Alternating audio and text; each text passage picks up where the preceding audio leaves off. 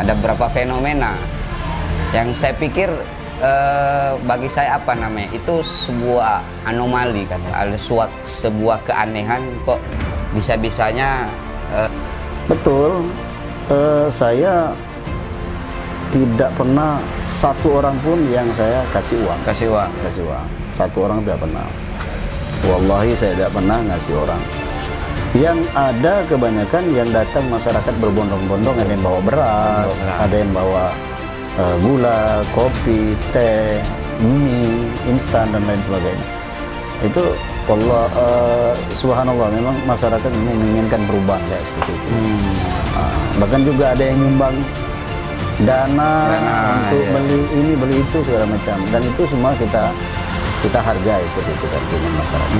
Nah, kemungkinan pemerintah sebelumnya melalui tim desa sebagai penyambung lidah antara perusahaan dengan masyarakat mungkin tidak berpihak kepada masyarakat.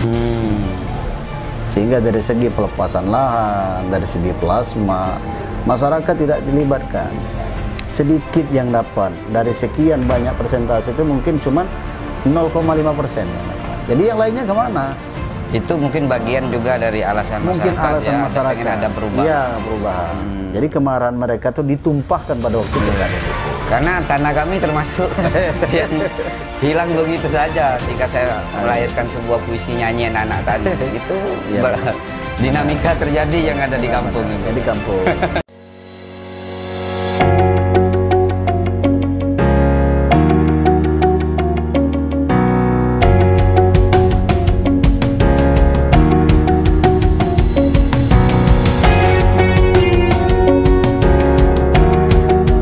Assalamualaikum warahmatullahi wabarakatuh. Waalaikumsalam. Berjumpa lagi bersama saya Abulaka Arkaida di rubrik yang baru, Ngobrol ala Serdadu Gardu. Kali ini kita kedatangan tamu yang sangat jauh sekali, beda pulau gitu kan. Beliau ini salah satu alumni aktivis di salah satu kampus Sumatera Selatan, yaitu IAIN. Kalau dulu IAIN ya?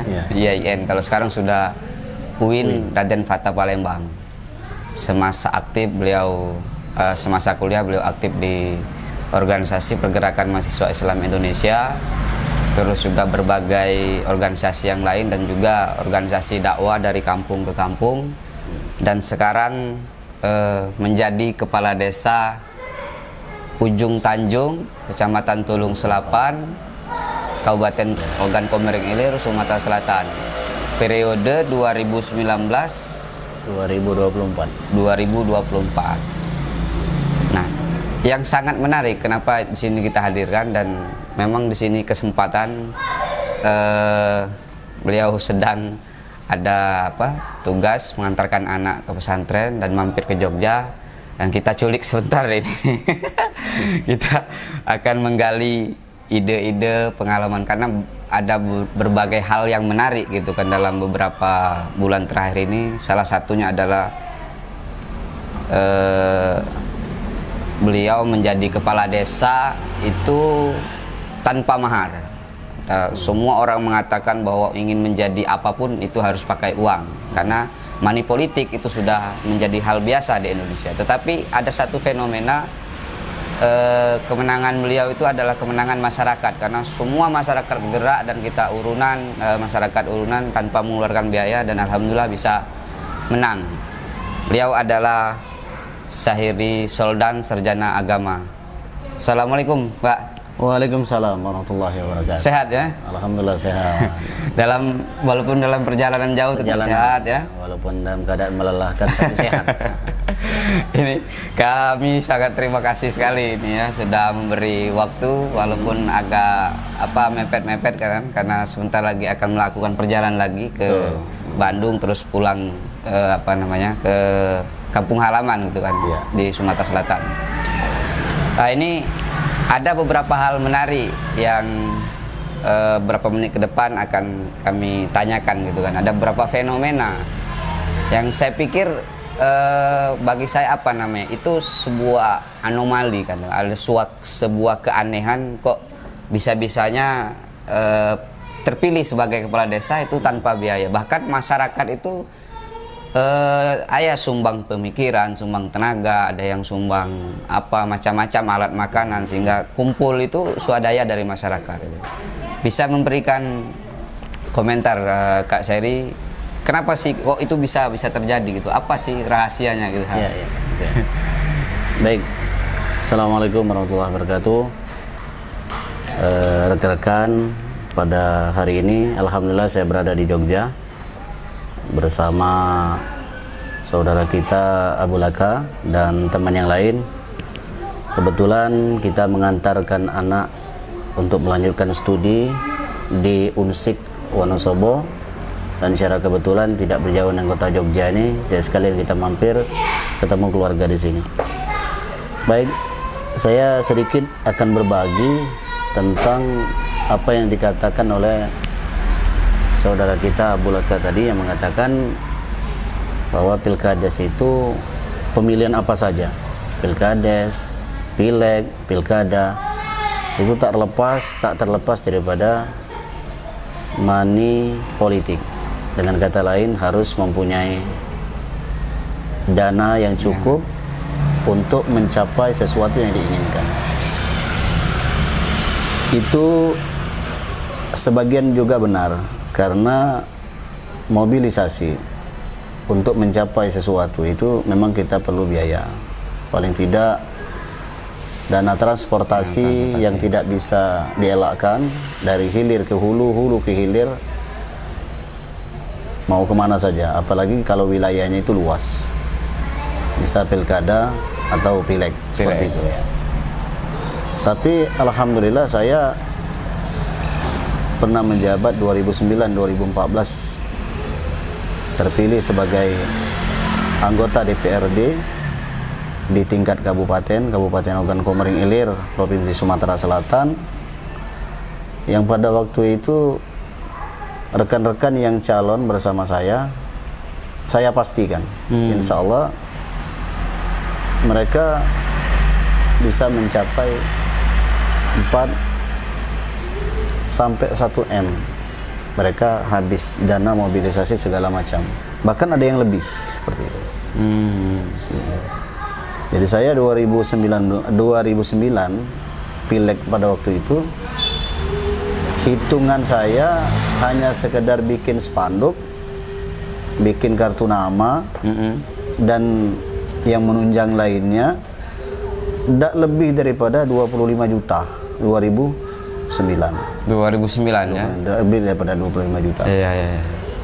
Sementara Kabupaten Ogan Komering Ilir luas 19.400 km persegi, dan dapil saya itu dapil Kecamatan Tulung Selapan, Cengal, Pangkalan Lampam, dan Air Sujian itu sangat luas.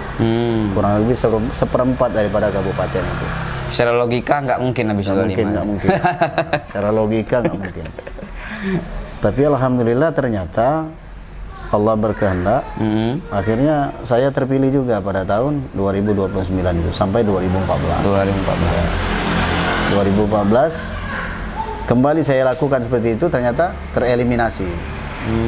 Gugur. Kalah daripada mereka yang punya dana seperti itu. Nah, 2009 kembali saya mencalonkan provinsi, pun juga kalah. Akhirnya masyarakat menginginkan saya agar memimpin suatu desa di mana tanah kelahiran saya, Desa Ujung Tanjung, Kecamatan Selapan, yang penduduknya sekarang mencapai 4.443 orang, terdiri kurang lebih 2.500 mata pilih. Kalau kakaknya 1.200 kakak. Itu udah satu kursi itu kalau tingkat kabupaten itu. Lumayan. Ya. Keinginan masyarakat saya turutin, karena mereka menginginkan agar saya tampil di desa untuk kembali membangun desa yang mereka anggap selama ini Desa Ujung Tanjung sangat tertinggal dibanding dengan desa-desa yang lain. Terutama yang paling menonjol adalah sarana infrastruktur, berupa jalan, Siring, jembatan, bokalpen, maupun juga pembangunan non fisik. Nyaris tidak ada bangunan. Nyaris hampir tidak ada bangunan. Sudah ada, tapi yang lama. Iya, kurang memadai seperti itu. Nah, mungkin dari situ awalnya masyarakat berpikir, walaupun pada waktu itu saya bukan tidak ada pesaing politik, saya juga ada pesaing politik, terutama incumbent. Incumbent, saya kan pendatang baru di desa itu kan. Incumbent yang sudah berbuat sebelum saya, tentunya modal cukup, apalagi semuanya serba cukup, betul, serba cukup kan. Saya baru masuk. Incumbent tapi pemain lama. Pemain lama. Akhirnya keinginan masyarakat terjawab sudah. Begitu pesta demokrasi Pilkades yang dilaksanakan tahun 2018 tadi, saya dilantik 2019 awal. 2020 awal ya. Januari 2020 saya dilantik. Tanggal 9 Januari saya dilantik, dan sekarang kurang lebih 7 bulan. 7 bulan. Akhirnya keinginan masyarakat terjawab sudah. Pada waktu itu saya mendapat suara terbanyak. Mungkin bisa ada sebagian orang mengatakan memecahkan rekor di Kabupaten Ogan Komering bahkan Sumatera Selatan, karena selisihnya sangat jauh dan itu mengalahkan incumbent ya. Mengalahkan incumbent. Selisihnya yaitu 631 suara seperti itu kan. Dan itu angka yang sangat tinggi. Betul, saya tidak pernah satu orang pun yang saya kasih uang. Kasih uang. Satu orang tidak pernah. Wallahi saya tidak pernah ngasih orang. Yang ada kebanyakan yang datang masyarakat berbondong-bondong, ada yang bawa beras, ada yang bawa gula, kopi, teh, mie instan dan lain sebagainya. Itu wallah, subhanallah, memang masyarakat memang menginginkan perubahan ya seperti itu. Bahkan juga ada yang nyumbang dana untuk beli ini beli itu segala macam, dan itu semua kita hargai seperti itu kan keinginan masyarakat. Nah, akhirnya terjawab gitu Mas Abul ya. Nah, jadi ternyata terbantah di mana isu yang berkembang selama ini, kalau tidak punya uang, tidak punya dana, tidak akan bisa jadi. Ternyata pendapat itu tidak berlaku di desa kami, desa Ujung Tanjung. Kalau memang masyarakat menginginkan, walaupun orang punya uang kita enggak, asalkan masyarakat menginginkan, insya Allah. Itu yang pertama. Yang kedua, mungkin dilemanya pada waktu itu, sekarang ini kan sebelum saya dulu ada perusahaan yang berdiri di wilayah desa Ujung Tanjung,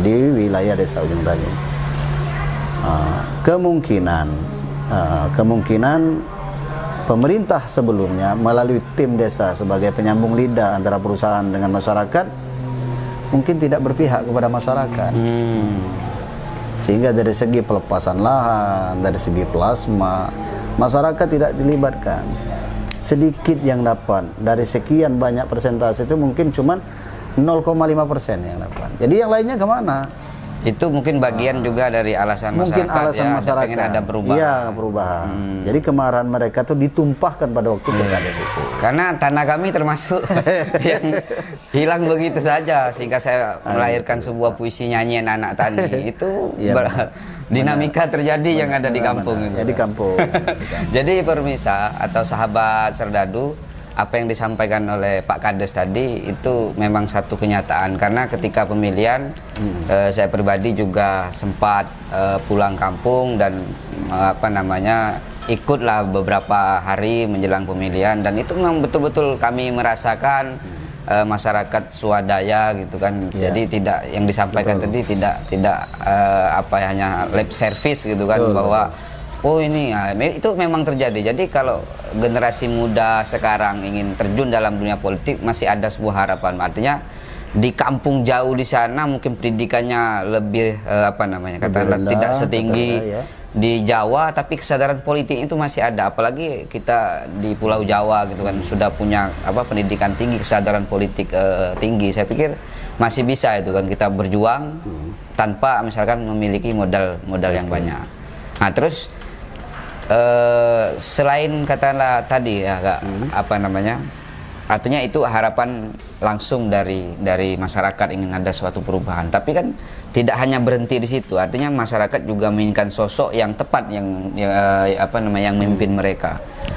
Mungkin apa karena Pak Kades ini sudah lama berkontribusi atau dekat dengan masyarakat atau bagaimana sih sampai masyarakat selain itu juga mendukung. Memang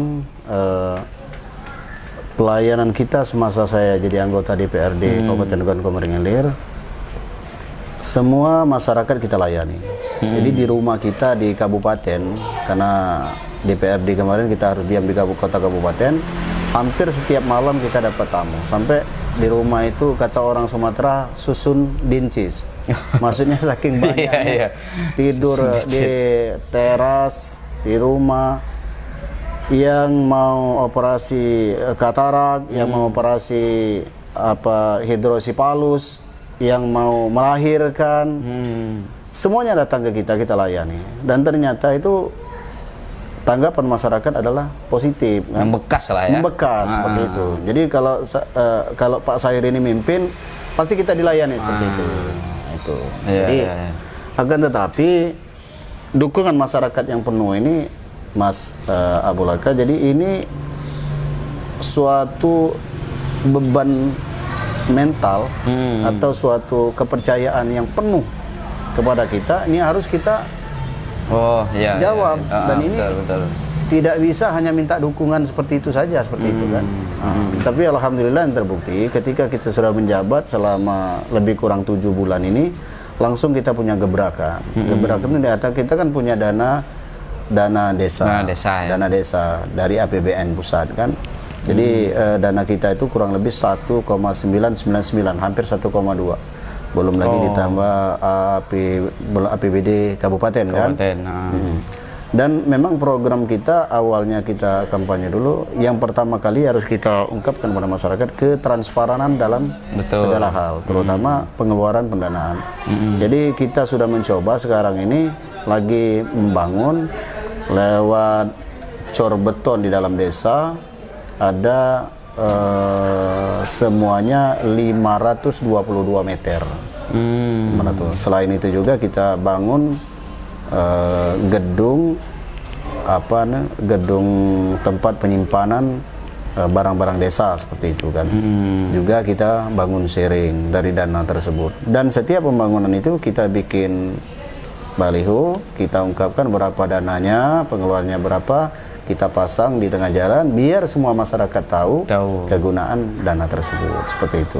Berarti transparan seperti itu kan. Berarti tadi salah satu kunci setelah ada dukungan masyarakat full gitu kan, ingin perubahan. Yang kedua adalah bagaimana kita seorang pribadi katakanlah kalau pengen calon pemimpin itu artinya mendekatkan diri ke masyarakat. Betul. Dan itu kan Kak Seri sudah lama ya berinvestasi gitu kan, dari sejak DPR kemudian pasca itu tetap berkomunikasi dengan masyarakat. Bahkan sebelum DPR juga kita sudah lama, karena kerjaan kita kan dakwah kampung keliling-keliling. Jadi dekat dengan masyarakat itu sudah lama. Itu pun salah satu modal untuk maju ke tahap berikutnya seperti itu. Oh iya, saya mungkin tadi saya perkuat lagi, jadi masa saya masih di kampung dulu, zaman-zaman SMP gitu kan. Nah ini sosok Kak Sairin lah yang memang mengajak kami untuk ada semacam mungkin semacam ikatan pemuda lah di kampung. Kami yasinan setiap malam Jumat. Ya ini Kak Sairi yang dulu yang mengajarkan kami. Maka tidak satu hal yang tidak aneh lagi ketika kepemimpinan beliau ini ya sangat jalan gitu. Nah, terus selanjutnya berbicara tadi dana desa ya Kak. Sekarang ini kan dana desa itu kalau tidak bisa dikelola itu menjadi bumerang bagi kepemimpinan ya, bagi kepala desa yang ada di Indonesia. Bahkan ada banyak ratusan kepala desa yang sudah masuk penjara di seluruh Indonesia ini kan, karena dana desa itu sangat besar sekali. Pun yang terjadi juga di luar Jawa gitu kan, karena kontrol media, kontrol hukum itu kan sangat minim, sehingga mereka lebih leluasa untuk melakukan korupsi kan. Nah di sini selama 5 bulan sampai 7 bulan lah ya pasnya itu, Pak Kades ini menjabat begitu luar biasa dan mendapat apresiasi dari warga masyarakat dan di kampung lain. itu hampir setiap bulan itu ada ya masih bangunan berjalan, bahkan sekarang pun masih berjalan. Iya. Itu gimana itu Wali? Kok setransparan gitu ya? Atau Iya. memang sudah kewajiban ya? Memang itu dasarnya pasti tak terlepas bahwa jabatan ini kan sementara. Jabatan ini tidak selama-lamanya. Toh kita akan bergilir, setelah kita ada yang lain lagi. Nah, yang selalu melekat di benak kita, sebesar apapun biaya, dana, entah dari mana, itu jelas ada pertanggungjawaban. Jangankan di akhirat, dunia pun ada kan pertanggungjawaban. Nah, masyarakat mungkin selama ini dalam kegiatan pembangunan, pendanaan, mereka merasakan semacam tertutup seperti itu. Tidak ada ketransparanan sama sekali. Jadi dana ini kegunaannya untuk apa, besarannya berapa, pekerjaannya di mana. Ya, jadi seakan-akan setiap pekerjaan itu yang mereka dapati sifatnya mendadak terus. Mendadak. Begitu tahu-tahu datang. Besaran jumlahnya berapa. Nah, itu juga saya sudah pernah mendengar, melihat, makanya jangan sampai terjadi di era kepemimpinan saya. Jadi kepemimpinan saya harus saya tunjukkan, biar masyarakat tahu dan puas, kita mau kerja ini, biayanya sekian. Dan seluruh masyarakat kita libatkan. Ya, seperti sekarang ini kan kita membangun beton 522 meter, itu masyarakat kita libatkan. Dan itu secara rolling ya? Iya, rolling. Jadi 100 meter 30 orang. Luar biasa. Maju lagi 100 meter 30 orang. Jadi di desa itu udah ada lagi yang ngeluh, saya tidak pernah diajak, Jadi kalau begitu kan mereka, wah, saya juga pernah ikut seperti itu. Ini jarang terjadi loh. Jarang terjadi. Sampai melibatkan banyak orang. Bahkan 1-2 kepala desa dan nanya dengan saya gimana caranya. Udah, saya ajarin seperti itu. Kalau mau berikutnya lancar, iya betul. Diingat oleh masyarakat, udah semuanya lancar itu 2 periode itu. Kita tak usah lagi mengingat orang ini nggak milik kita, orang ini lawan politik kita, tak usah lagi. Ketika kita maju untuk membangun, semuanya adalah masyarakat kita. Anggaplah mereka sudah memilih kita semua, udah selesai itu urusannya. Nah, itu ilmu baru itu kalau mau yang 2 periode ya. Nah, ini terus Pak Kades, yang lagi rame baru-baru ini itu kan sangat terlihat tuh meriah sekali ya, masyarakat Ujung Tanjung tuh merayakan hari ulang tahun kemerdekaan Republik Indonesia. Ini di masa pandemi COVID-19 gitu kan, terus juga kepemimpinan baru, dan saya pikir sangat jauh ya. Di sana pelosok, kalau orang ke Sumatera Selatan mau ke Ujung Tanjung itu harus melewati hutan 3 jam gitu kan. Mesti orang merasa aneh masuk ke sana, kok bisa-bisanya itu ketika masuk itu malamnya seperti di kota gitu ya. Itu sangat meriah sekali. Ini rumusnya apa ini, kok masyarakat sebegitu semangatnya gitu ya? Jadi begini Mas. Jadi ketika saya dilantik, saya berharap memang desa ini ada perubahan. Perlu diketahui desa kita, Desa Ujung Tanjung, Kecamatan 8, mungkin sudah belasan atau puluhan tahun tidak pernah melaksanakan upacara pengibaran Sang Saka Merah Putih 17 Agustus. Puluhan tahun. Jadi masyarakat itu betul-betul merindukan sekali, ingin keterlibatan masyarakat merayakan kemerdekaan RI yang ke-75 tadi seperti layaknya di daerah-daerah yang lain, di kota-kota yang lain seperti itu. Dan itu sudah saya baca. Ya, saya rekam, waduh, masyarakat menginginkan sekali. Akhirnya kita punya teman dari TV swasta.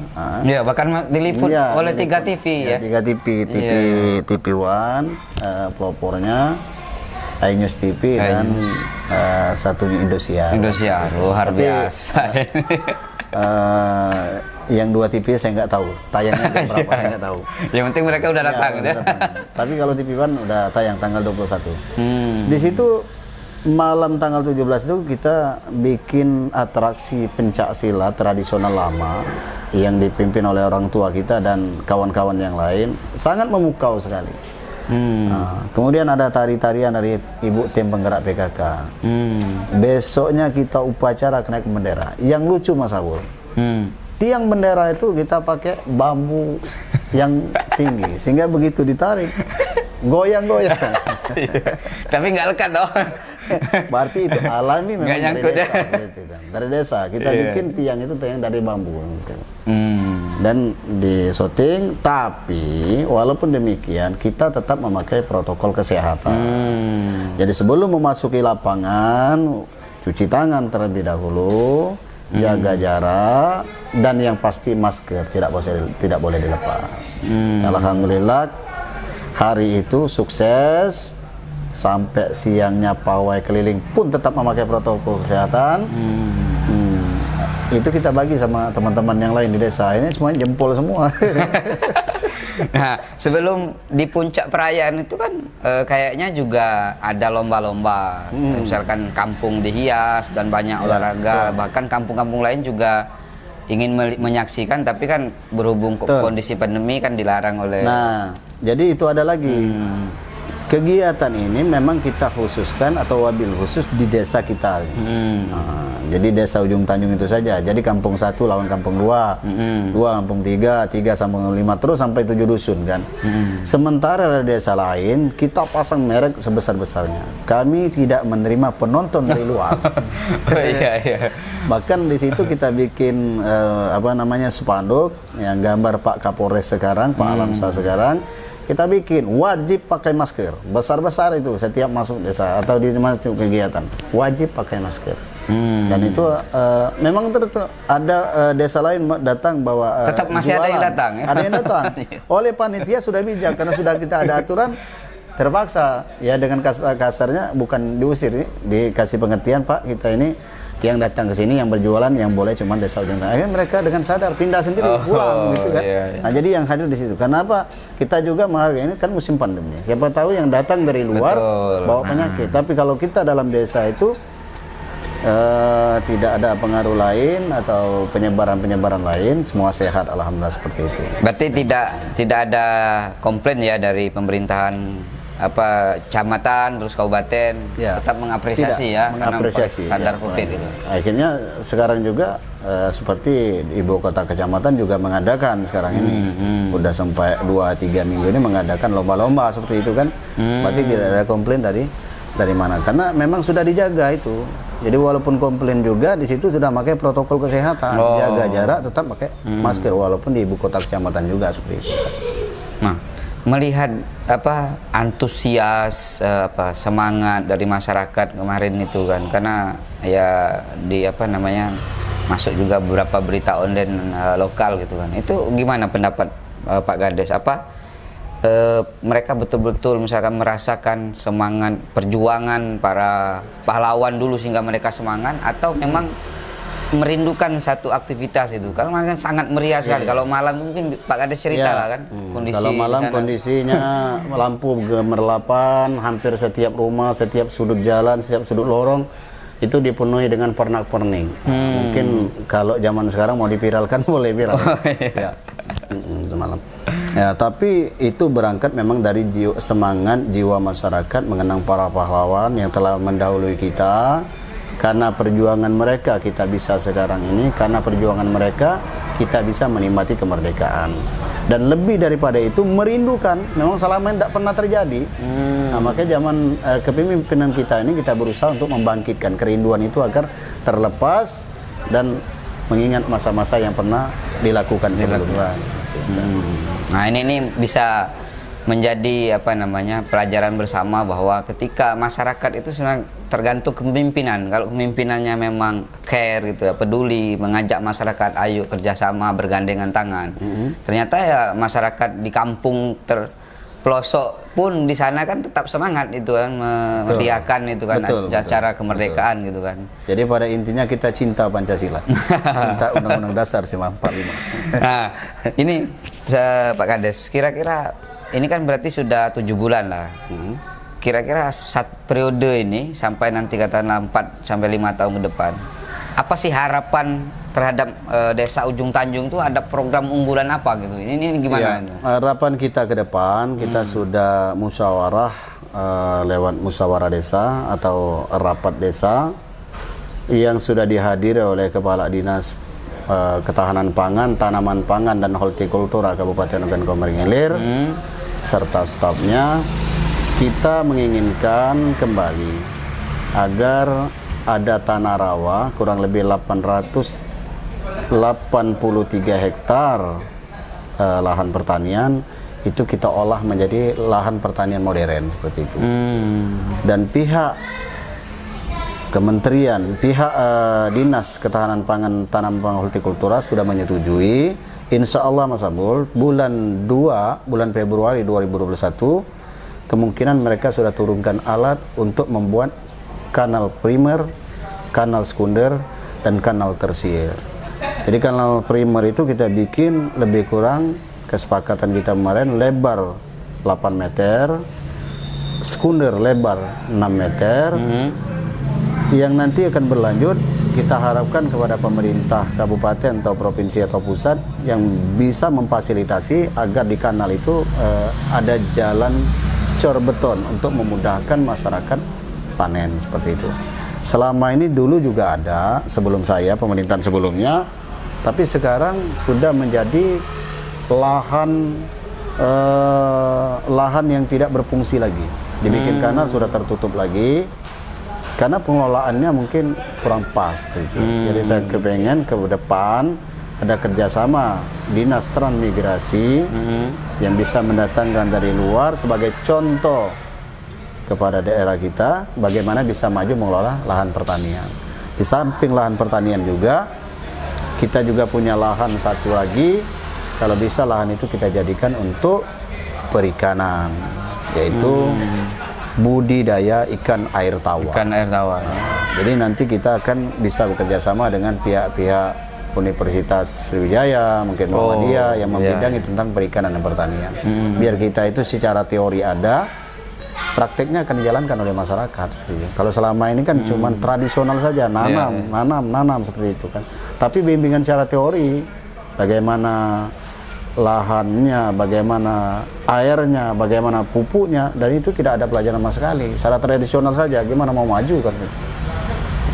Mungkin tertarik juga untuk desa wisata, kan sekarang banyak desa-desa lahir kan Pak Kades ya, sejak adanya dana desa ini kan dari wisata. Jadi terus terang, kalau desa kita, desa Ujung Tanjung tahun 8, makanya kita berjalan ke Pulau Jawa ini sangat jauh berbeda. Kenapa? Karena daerah kita daerah gambut, gambutnya saja sampai setinggi 6 meter gambutnya. Iya, kedalamannya itu ya.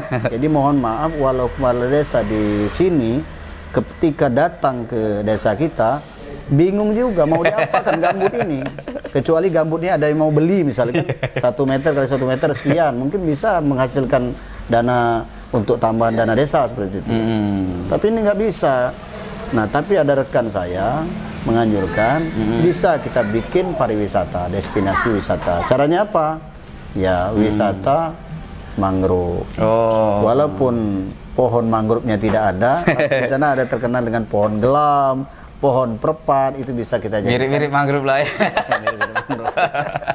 Itu mungkin kita jadikan jembatan sepanjang 2 kilo atau 3 kilo, di mana kiri kanan nanti ada tempat peristirahatan, ada musola, ada restoran, ada tempat pemancingan yang bisa membuat orang-orang lain tertarik untuk datang. Cuman itu barangkali. Oke lah Pak Kades, ini di penghujung obrolan kita, apa yang mau disampaikan terhadap masyarakat Ujung Tanjung ya, harapan ke depan itu biar program-program direncanakan bisa berjalan lancar. Baik, jadi harapan saya terutama kepada masyarakat desa Ujung Tanjung mungkin yang menonton kegiatan kita pada hari ini, agar masyarakat selalu tetap semangat, tetap antusias dalam mendukung program-program pemerintah. Tak lain dan tak bukan adalah untuk masyarakat, semuanya kita untuk masyarakat, baik itu pembangunan fisik maupun non fisik akan segera kita upayakan secepat mungkin. Jangankan menunggu 5-6 tahun, kalau bisa 1-2 tahun itu sudah ada perubahan gitu kan. Dan untuk masyarakat luas mungkin kami ini tidak seberapa dibanding dengan yang lain. Kami ini baru tahu banyak melangkahkan kaki. Kami juga masih perlu banyak belajar kepada rekan-rekan teman-teman yang sudah berhasil lainnya. Seperti di Desa Ponggo di Jawa Tengah ini, desa-desa lain juga tidak jauh dari sini. Contohan. Itu kita iri dengan kebaikannya. Luar biasa, subhanallah kalau kita ke sana. Jadi kalau mereka bisa, kami juga berkeinginan ke depan. Kenapa kami tidak bisa? Kami harus bisa. Dengan cara apapun kami harus bisa untuk melakukan agar desa kami bisa sebanding dengan desa-desa yang sudah maju lainnya, yang sudah bergerak 5-6 tahun yang lalu seperti itu. Oke, terima kasih Pak Kades atas waktunya.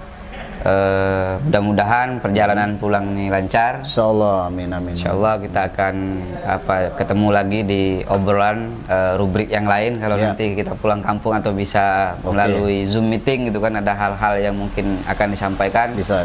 Jadi dari hasil obrolan tadi ya alhamdulillah pelan-pelan ya Desa Ujung Tanjung itu sudah mulai pembangunan dan mengajak masyarakat bergotong royong gitu kan.